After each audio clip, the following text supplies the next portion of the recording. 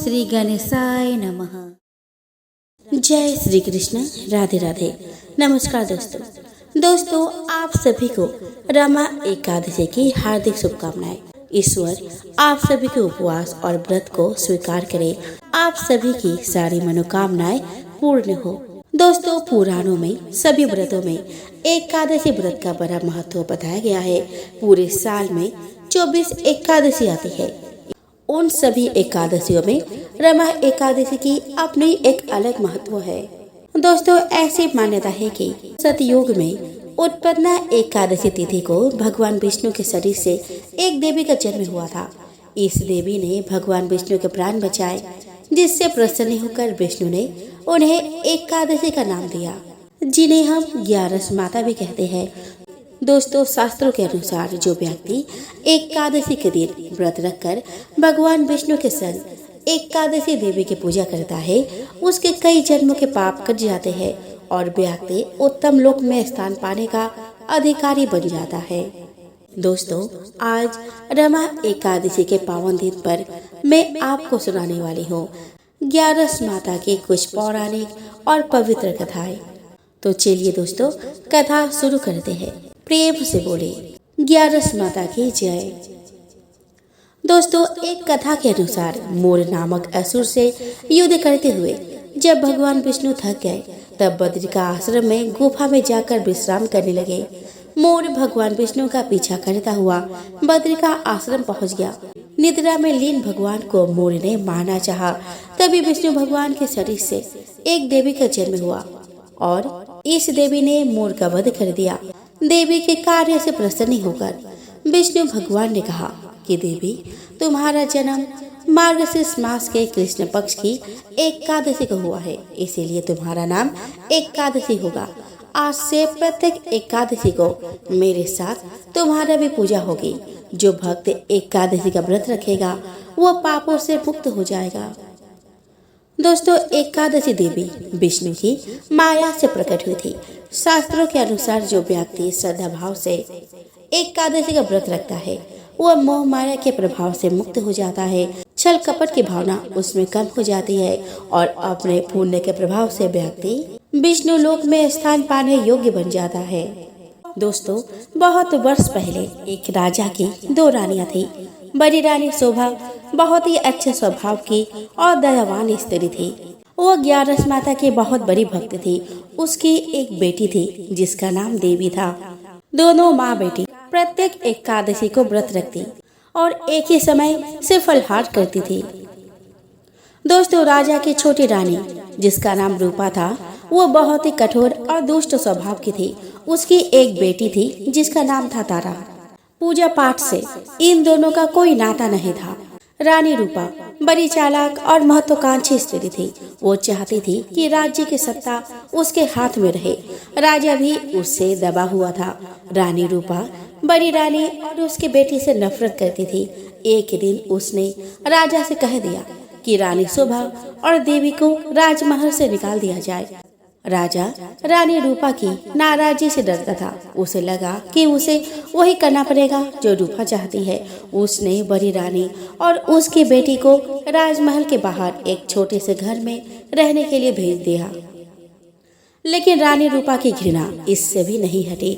उसने देवी को आज्ञा दी कि वह प्रतिदिन राजा के गायों को जंगल में चराने के लिए ले जाया करे।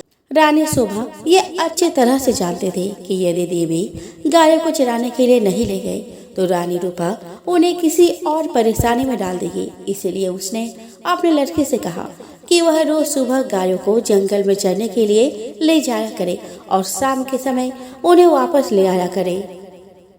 देवी को अपनी माँ का कहना तो मानना ही था, इसलिए वह रोज सुबह गायों को जंगल में ले जाती। एक शाम जब वह जंगल से लौट रही थी तो उसे अपने पीछे एक धीमी सी आवाज सुनाई दी, देवी देवी क्या तुम मुझसे विवाह करोगी?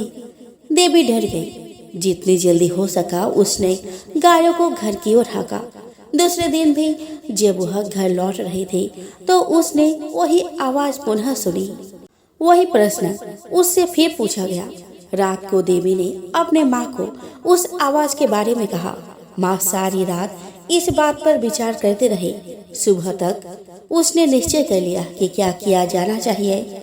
वह अपने लड़के से बोली कि सुनो बेटी, मैं बता रही हूँ कि यदि आज शाम के समय भी तुम्हें वही आवाज सुनाई दे तो तुम्हें क्या करना होगा। देवी ने उत्तर दिया कि बताइए माँ, मैं क्या करूँगी। रानी शोभा ने कहा कि तुम उस आवाज को उत्तर देना। तुम कहना कि कल सुबह तुम मेरे घर आ जाओ, फिर मैं तुमसे विवाह कर लूंगी। देवी बोली, लेकिन माँ, हम उसे जानते तक नहीं। माँ ने दुखी होकर कहा कि मेरी प्यारी देवी, जिस स्थिति में हम जीवित हैं, उससे ज्यादा बुरा और क्या हो सकता है। हमें इस प्रस्ताव को स्वीकार कर लेना चाहिए। ग्यारस माता हमारी सहायता करेंगे। उस संध्या को जब देवी गायों को लेकर लौट रही थी, उसे वही आवाज फिर से सुनाई दी। आवाज कोमल और दुख भरी थी। देवी, देवी, क्या तुम मुझसे विवाह करोगी? क्या तुम मुझसे विवाह करोगी? देवी रुक गई। उसने पीछे मुड़ कर देखा, लेकिन उसे कोई नहीं दिखाई दिया। वो हिचकिचाई। वह वहां से भाग जाना चाहती थी, लेकिन फिर उसे माँ के शब्द याद आ गए। वो जल्दी से बोली कि हाँ, यदि तुम कल सुबह मेरे घर आ जाओ तो मैं तुमसे विवाह कर लूंगी। तब वह लड़की बड़ी तेजी से गायों को हाँकती हुई घर चली गई। अगले दिन सुबह रानी शोभा जरा जल्दी उठ गई। उसने जाकर बाहर का दरवाजा खोला, यह देखने के लिए कि कोई प्रतीक्षा तो नहीं कर रहा। वहाँ कोई भी ना था। अचानक उसे एक धक्का सा लगा। वह स्तब्ध रह गई। एक बड़ा अजगर कुंडली मारे सीढ़ियों में बैठा था। रानी शोभा सहायता के लिए चिल्लाई। देवी और नौकर भागे भागे आए कि क्या बात है। तभी एक आश्चर्यजनक बात हुई।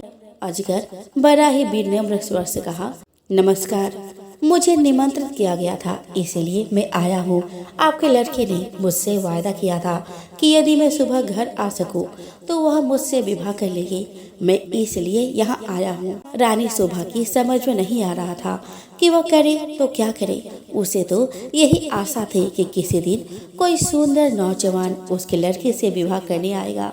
उसने यह कभी नहीं सोचा था कि वह अजगर होगा। एक नौकर भागकर रानी रूपा के पास गया और उसने सारी घटना बतला दी। रानी यह सुनकर प्रसन्न हुई। वह उसी समय अपने नौकरों के साथ रानी शोभा के घर आई। वह बोली, यदि राजकुमारी देवी ने किसी के साथ विवाह का वायदा किया है तो उसे अपना वायदा अवश्य निभाना चाहिए। रानी होने के कारण यह देखना मेरा कर्तव्य है कि वह अपना वायदा पूरा करे। उसी दिन विवाह हो गया। रानी शोभा और देवी के लिए यह कोई प्रसन्नता का समय नहीं था, लेकिन इतने दुर्भाग्य सहने के बाद वे किसी भी प्रकार की विपत्ति का सामना करने को तैयार थे। विवाह के पश्चात अजगर अपने पत्नी के साथ उसके कमरे में गया। सारी रात रानी शोभा ने प्रार्थना करते हुए बिताई कि उसके बच्चे ठीक ठाक रहे। दूसरे दिन बड़े सवेरे उसने देवी के कमरे का दरवाजा खटखटाया। एक सुंदर नवयुवक ने दरवाजा खोला। देवी उसके पीछे खड़ी थी। वह नवयुवक बोला कि मैं आपको कह नहीं सकता कि मेरी जान बचाने के लिए मैं आपका और देवी का कितना आभारी हूँ। मैं एक श्राप के कारण अजगर बन गया था। एक दिन वन देवता मुझसे क्रुद्ध थे और उन्होंने मुझे अजगर बना दिया।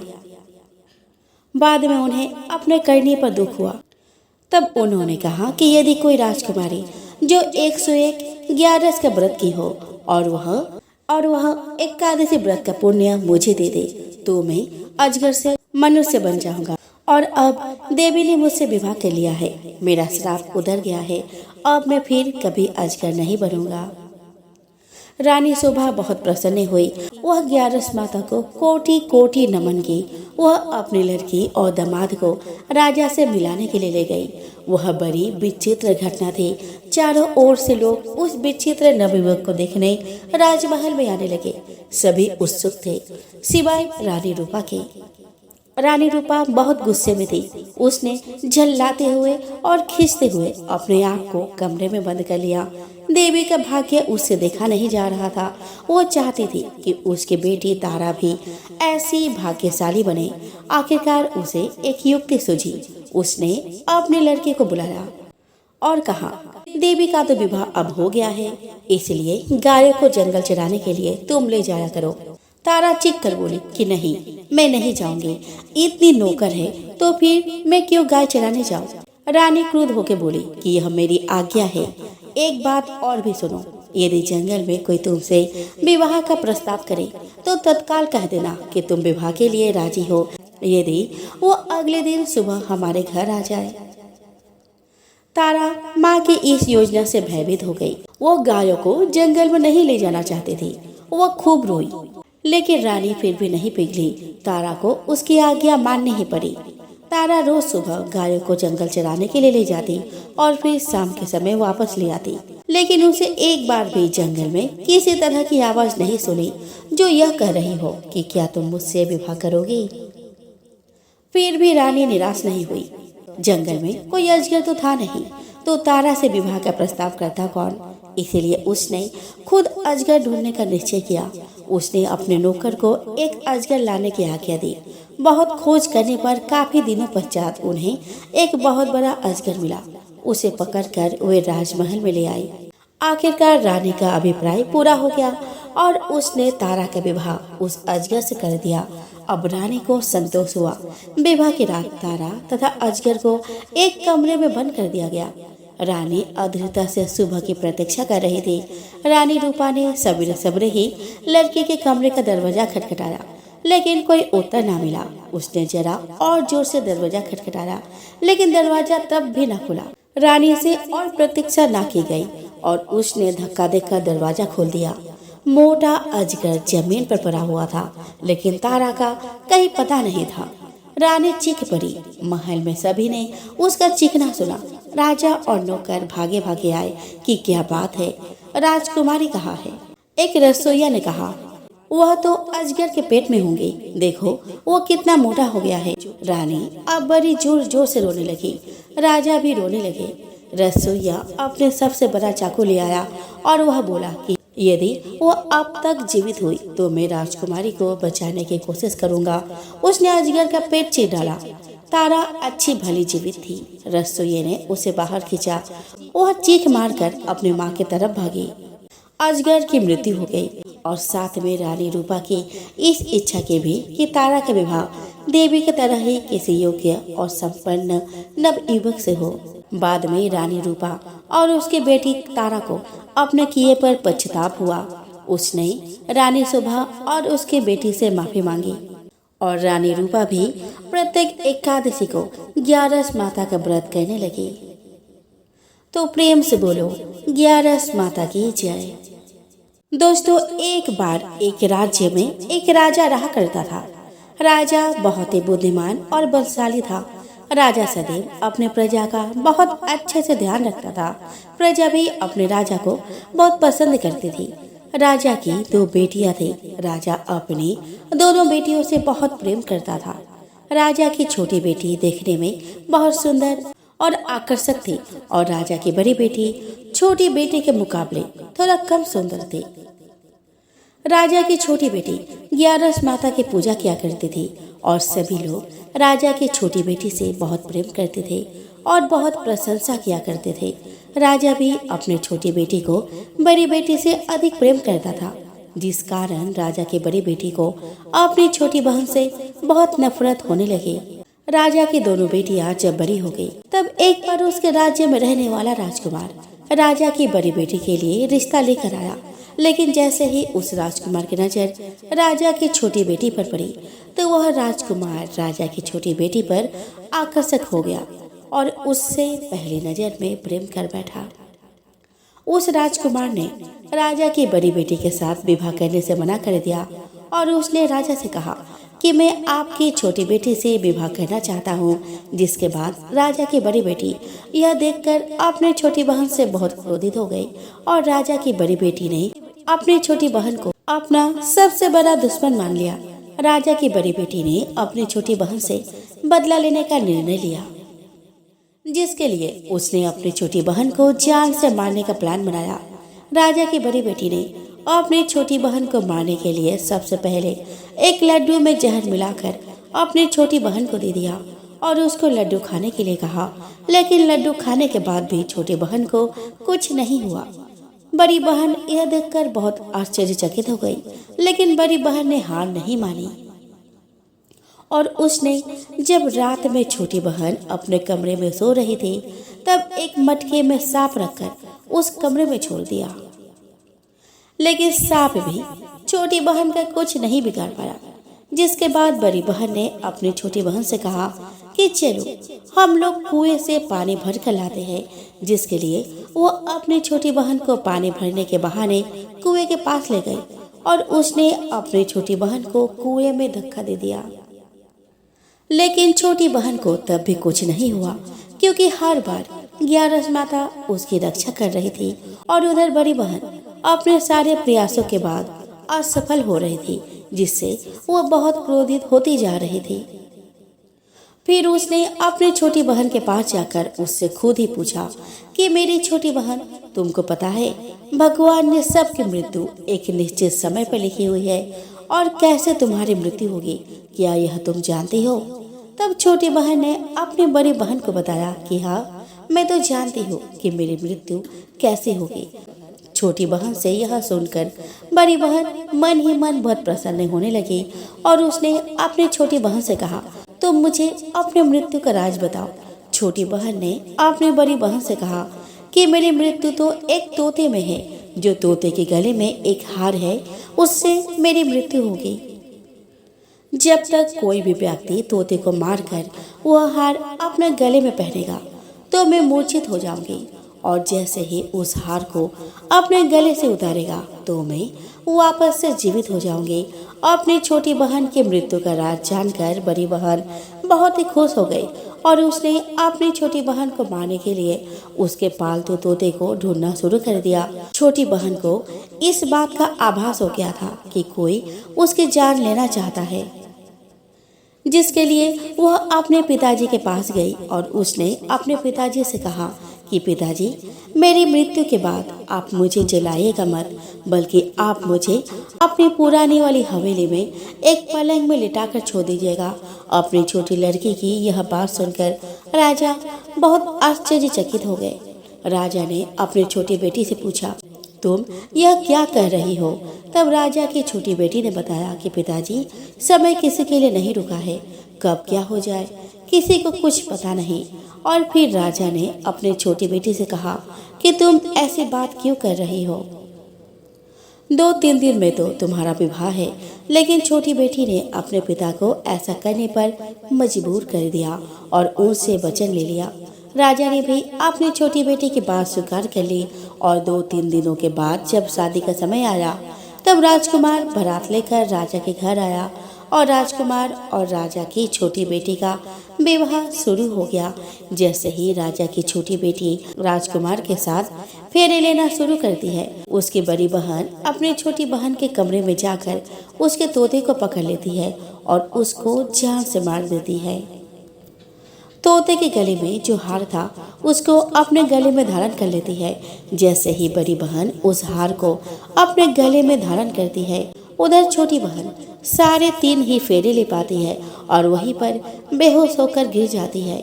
बड़े बड़े हकीमों को बुलाया और अपनी छोटी बेटी का इलाज करने को कहा। राजा की बात सुनकर वैद्य ने छोटी बेटी को जब चेक किया तो राजा को बताया कि आपकी बेटी ना तो जीवित है और ना ही मरी हुई है। यह मैं ऐसा पहली बार देख रहा हूँ।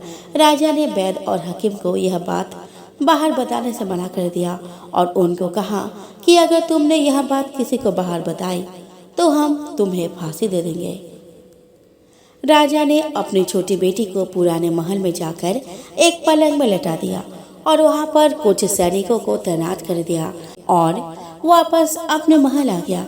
राजा की बड़ी बेटी अपने पिताजी के पास आई और कहने लगी कि पिताजी, अगर यह शादी संपन्न नहीं हुई तो आपकी इज्जत का क्या होगा? आप कहे तो मैं आपकी इज्जत बचाने के लिए राजकुमार से शादी करने को तैयार हूँ। जिसके बाद राजा ने अपनी बड़ी बेटी की बात मान ली और राजा ने बड़ी बेटी को छोटी बेटी के कपड़े पहनाकर मंडप में भेज दिया। लेकिन राजकुमार यह जान गया कि वह राजा की छोटी बेटी नहीं है, बल्कि यह राजा की बड़ी बेटी है। लेकिन जब राजकुमार ने शादी से मना किया तो सभी लोगों ने राजकुमार को विवश कर दिया और राजा की बड़ी बेटी से बचे हुए फेरों को संपन्न करा दिया और विवाह करा दिया। जिसके बाद राजकुमार राजा की बड़ी बेटी को अपने महल ले गया। राजकुमार राजा की बड़ी बेटी से ना तो बात करता था और ना उसको पसंद करता था और ना ही उसके आसपास भटकता था। और राजकुमार ने यह फैसला लिया था कि वह अपने प्रेमिका को ढूंढ कर रहेगा और यह जान कर रहेगा कि उसके साथ क्या हुआ है। एक दिन राजकुमार अपने घोड़े पर सवार होकर राजा के पुराने महल के पास पहुंचा। वहां पर उसने कुछ सैनिकों को देखा। महल के पास पहुंचकर राजकुमार ने जब महल को ध्यान से देखा तो वह समझ गया कि यह तो हमारे ससुर जी का महल है। तब राजकुमार ने सैनिकों से पूछा कि तुम लोग यहाँ क्या कर रहे हो और इस महल के अंदर उस पलंग में कौन लेटा है। जिसके बाद सैनिकों ने बताया यहाँ पर राजा की छोटी बेटी लेटी है। यह सुनकर राजकुमार बहुत प्रसन्न हो गया और वह तुरंत अपने प्रेमिका के पास पहुंच गया और उसकी सेवा करने लगा। जैसे ही रात हुई तो राजा की छोटी बेटी उठकर खड़ी हो गई। राजकुमार यह देखकर बहुत खुश हो गया और उसने अपने प्रेमिका से पूछा कि तुम यहाँ क्या कर रही हो, तुम मेरे साथ मेरे घर चलो। राजा की छोटी बेटी ने राजकुमार को सारी बातें बता दी कि मेरी जान एक तोते में बसी थी और मैंने यह बात सिर्फ अपनी बड़ी बहन को बताया था और मुझे पता है कि उसने ही मुझे मारने का प्रयास किया है। उसके पास एक हार है जिसको वह सुबह पहन लेती है और रात को उतार देती है। जब तक वो हार को पहने रहती है तब तक मैं मूर्छित रहती हूँ और जैसे ही वो हार को उतार देती है तो मैं जीवित हो जाती हूँ और जब तक मेरी बड़ी बहन के पास वो हार है तब तक मैं ऐसे ही जीवित और मूर्छित होती रहूंगी। अगर मेरी बड़ी बहन के पास जो हार है वो मेरे हाथ में लग जाए तो मैं हमेशा के लिए जीवित हो जाऊंगी। राजकुमार यह बात सुनकर राजा की छोटी बेटी के पास रहने का निर्णय ले लिया और उसने अपने बचे हुए सारे फेरे उस पलंग में लेटी राजकुमारी की छोटी बेटी के साथ ले लिए और अपना विवाह पूर्ण कर लिया और वह वहीं पर रहने लगा। देखते ही देखते कुछ समय में राजा की छोटी बेटी और राजकुमार की पत्नी पेट से हो गई। एक दिन राजकुमार को किसी काम से बाहर जाना पड़ा। तब छोटी बहन के पेट में बहुत तेजी से दर्द होने लगा। जिसके बाद उसने ग्यारस माता का आह्वान किया। जिसके बाद वहां पर ग्यारस माता प्रकट हुई और उन्होंने अपने भक्तों के दर्द को दूर किया और एक पुत्र की प्राप्ति करवाई। और वहीं पर अचानक से राजकुमार भी आ गए। राजकुमार ने जब ग्यारस माता को देखा तो वह आश्चर्यचकित हो गए और उसने तुरंत माता को प्रणाम किया। और ग्यारस माता ने राजकुमार से कहा, जब तुम्हारा बच्चा 5 वर्ष का हो जाए तुम अपने पत्नी का हार लाकर इसके गले में डाल देना। और देखते ही देखते राजकुमार और राजा की छोटी बेटी का पुत्र 5 वर्ष का हो जाता है। राजकुमार अपने बेटे से कहता है कि बेटा, मैं कुछ काम से बाहर जा रहा हूँ, तुम अपनी माता का ध्यान रखना। यह कहकर वह वहाँ से चला जाता है। राजा को बाहर निकलता देख बड़ी बहन के सैनिक देख लेते हैं और बड़ी बहन को जाकर सारी बातें बता देते हैं। जिसके बाद बड़ी बहन अपनी छोटी बहन के पुत्र को वहाँ से उठवा लेती है और उसको मरवा देती है। छोटी बेटी के पुत्र के 2 टुकड़े करवा देती है। पहला टुकड़ा चक्की के पास छुपा देती है और दूसरा टुकड़ा अपने पलंग के नीचे रख लेती है।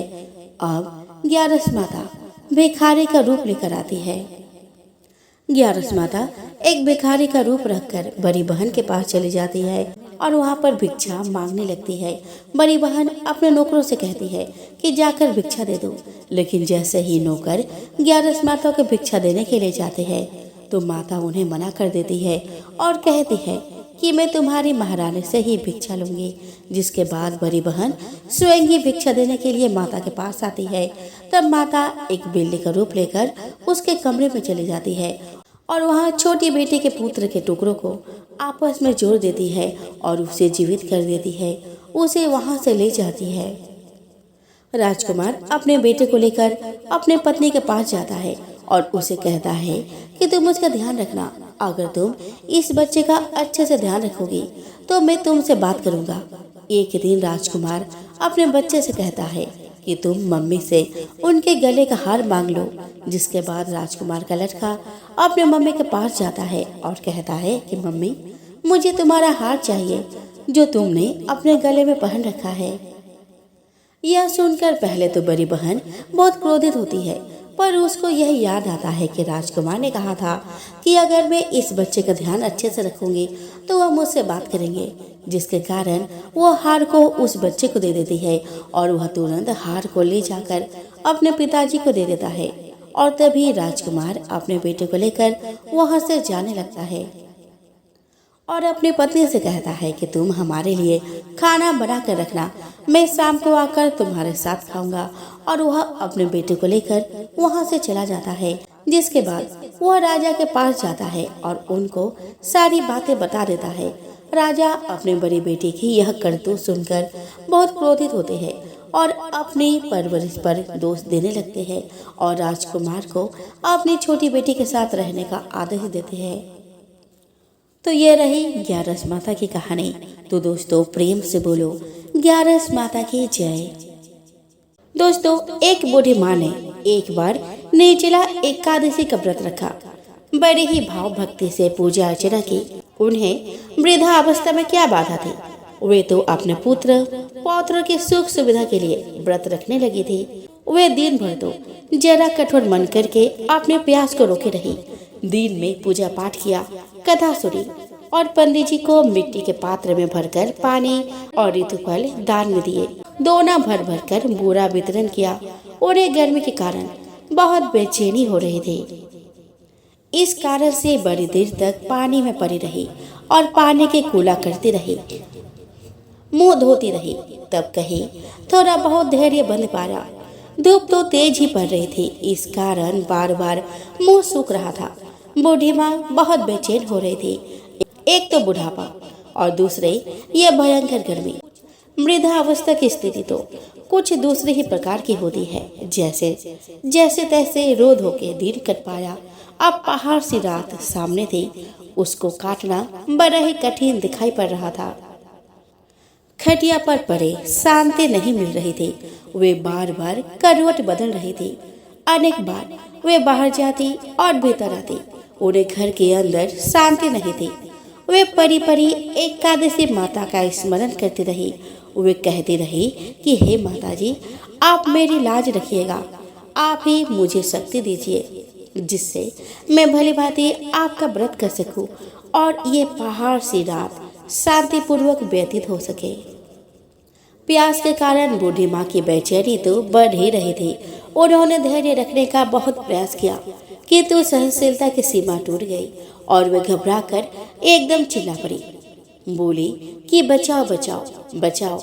अम्मा का चिल्लाना सुनकर परिवार भर के नर नारी, बच्चे और पड़ोसी एकत्रित होकर बूढ़ी अम्मा की खटिया के समीप पहुंचे। सबने पूछा कि अम्मा जी, आपको क्या हो गया है? आप क्यों चिल्ला रही हो? आप इस वृद्धावस्था में ये कठिन व्रत क्यों कर रही हो? अम्मा जी, सत्य से ही भक्ति होती है।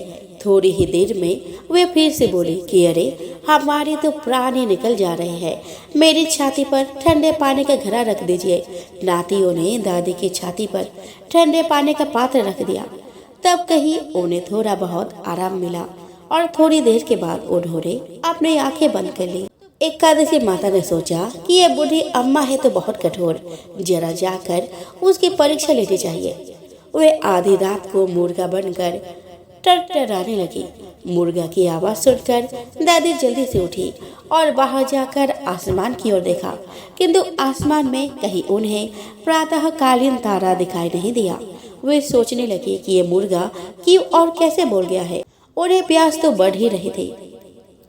थोड़ा बहुत उनका मन भी विचलित होने लगा था, किंतु अंत में उन्होंने दृढ़ निश्चय किया कि मैं अब व्रत को पूर्ण करके ही छोड़ूंगी, चाहे भले ही मेरे प्राण निकल जाए।